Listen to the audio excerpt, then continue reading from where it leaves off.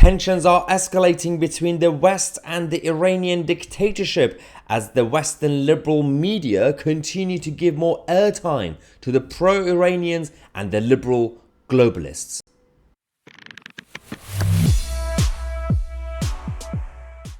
Alright, so the last few days we've been talking a lot about what's going on in Israel, in Palestine, between Hamas and the Israeli government. Iran is getting involved as usual, and they are poking the West, and of course they want the West to be provoked. But at the same time we have the Americans that get controlled by a bunch of liberal globalists who on the one hand come and say we should go to the Middle East and cause chaos, at the same time make backroom deals with Iran, give them $6 billion, the latest payment. So they are all on the same boat anyway. But the problem I have is with the media, so many outlets I've seen who can completely give one-sided argument or one-sided airtime platform to, for example, the pro-Iranian regime puppets or the liberal globalists who support Joe Biden and the US Democrats. Nobody's supporting the actual conservative-minded nationalist people who simply just want the West to be free and democratic, and we don't want to open our doors to millions of people without vetting their backgrounds, multiculturalism, mass migration.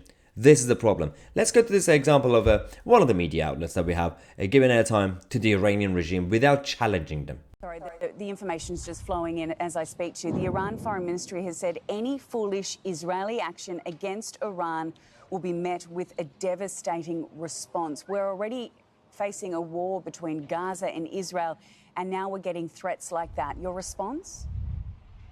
Well, the Americans or American officials have been threatening Iran as well. And I think that the Americans know quite well that they've already bitten off more than they can chew.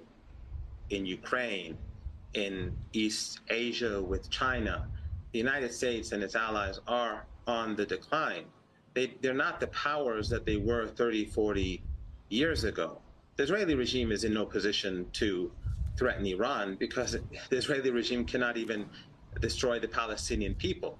But the United States, if it does something foolish, then it will be expelled from the region. The United States is very vulnerable. And the price of fuel will go through the roof. It will destroy the Western economies. Sure, dear, sure. The guy can continue to rant over and over again. And of course, those on the side of Joe Biden and the US Democrats and the government, they want you to believe that, yes, we are provoking Iran, but you're not though, are you? You've been supporting the regime the whole time. You're refusing to acknowledge and recognize that the Islamic Revolutionary Guard is a terrorist organization. And now you're saying, yeah, we are enemies. Smoke and mirrors. The whole thing is complete distraction. They're not enemies in that sense. They are rivals. And this is the whole problem. The Iranians are not really the good guys because they are the ones who started chanting death to America the day after the Americans helped them do the coup of 1979. The whole thing is based on a lie.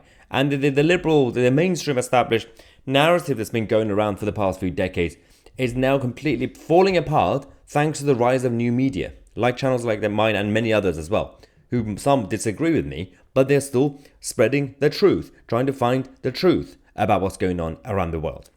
Anyway, thanks for the support. I'm Tousi, and we are the media.